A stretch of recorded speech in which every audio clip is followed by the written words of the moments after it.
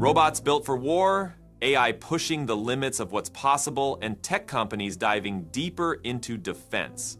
Things are moving fast, and it's getting wild. From a humanoid war machine making its debut in a San Francisco nightclub to AI research agents that could replace hours of work in minutes, there's a lot to unpack. Kicking things off, imagine a humanoid war machine making its first public appearance not on a battlefield, but in a San Francisco nightclub. That's exactly what went down with the Phantom MK1 robot. This robot is built by a startup called Foundation Robotics Labs, headquartered in Frisco. They decided, for some reason, to introduce Phantom MK1 at the Temple nightclub during what they called the quarter-of-the-century tech gigaparty. People at the event got to see this robot on stage DJing, although from the looks of it, the robot's movements and music selection were all pre-programmed by humans behind the scenes. Now, Foundation Robotics Labs was founded in 2024 with about $11 million in seed funding. The founder, Sankait Pathak, was previously known for a fintech startup called Synapse, a banking-as-a-service platform that actually went bankrupt before he shifted gears and poured his energy into robotics. One of his co-founders, Mike LeBlanc, is a former US Marine who also co-founded a security robotics company called Cobalt AI. Together, they're aiming to develop humanoid robots that can handle everything from manufacturing tasks to full-blown military applications. Seriously, they're not trying to hide their defense angle at all. Pathak believes advanced humanoids could be essential in future warfare, and he's been pretty vocal about the need for the US to keep pace with China's push in defense robotics. In the words of an SF-Gate reporter, the Phantom MK1 is a literal war machine. But let's break down the specs so you can see if it lives up to that nickname. Phantom MK1 is about 1.75 meters tall, around 5 feet 9 inches, and weighs roughly 80 kilograms, or 175 pounds. It can lift up to a 20-kilogram payload, which is about 44 pounds. Under the hood, it's got these advanced cycloid actuators that Foundation says combine the performance of hydraulics with the efficiency and quiet operation of electric motors. That means the MK1 can crank out a peak torque of around 160 Newton meters, but also has a backdriving torque of under a single Newton meter. Basically, it's got both power and precision. Foundation Robotics Labs envisions this thing being used for general purpose tasks, everything from industrial operations to home service and entertainment. And yes, going to war if necessary. Phantom's upper torso is like its central command, with batteries, processors, cameras, and sensors for 360 degrees situational awareness. They're also proud of how the robot's lower torso balances and moves, letting it navigate uneven terrain, climb stairs, and handle other confined spaces.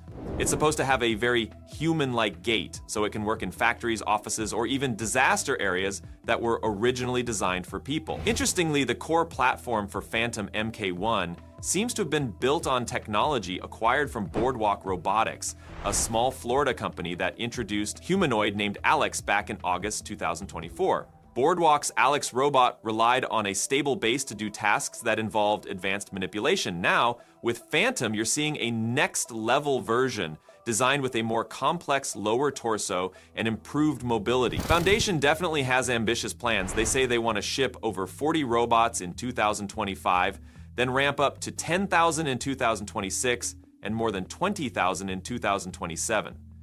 They're targeting $1 billion in annual recurring revenue, which is nothing to sneeze at for a startup that only came into existence about a year ago. And they also dream of using those profits to build a base in Antarctica and eventually expand to the moon, Mars, and beyond. It's pretty wild, and I gotta say, it's reminiscent of the shift we've seen lately, where more and more tech companies are getting comfortable with defense applications. Even big players like Meta, OpenAI, and Google have started reversing their anti-military stances and becoming more open to defense contracts. This trend might remind you of Boston Dynamics. They worked with DARPA years ago, developing a humanoid called Petman for the US Army in 2011 to test chemical protective suits. Then there's Atlas, also originally funded by DARPA, designed for disaster response. Atlas ended up pivoting more toward industrial applications under Boston Dynamics, which is now owned by Hyundai. Russia, by the way, introduced a humanoid robot called Fedor back in 2016 that was allegedly for space missions, but could also carry firearms if needed. So it's definitely not unprecedented to see these war-oriented robots popping up.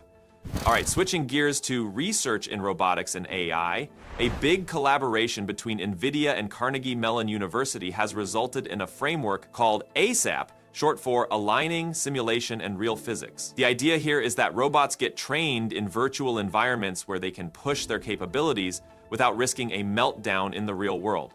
Then ASAP steps in to account for all those pesky real-world differences that usually trip up robots when they leave the lab. It basically helps ensure that what they learned virtually lines up more closely with physical reality. The cool part is that ASAP reduces overall motion errors by about 53% compared to older methods. They tested it on a G1 humanoid robot, having it do forward jumps of more than a meter. Pretty impressive for a humanoid. Unfortunately, the team did face some hardware issues. They pushed the robot so hard that some motors overheated, damaging 2 test units. Still, the researchers are staying optimistic, saying that every shortcoming is an opportunity to refine the hardware.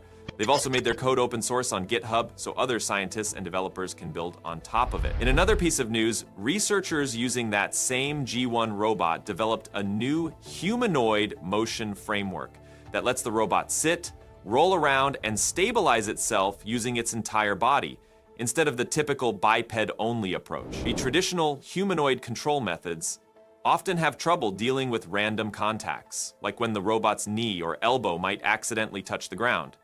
But the new GPU-accelerated rigid body simulator they're using can handle those chaotic scenarios in real time.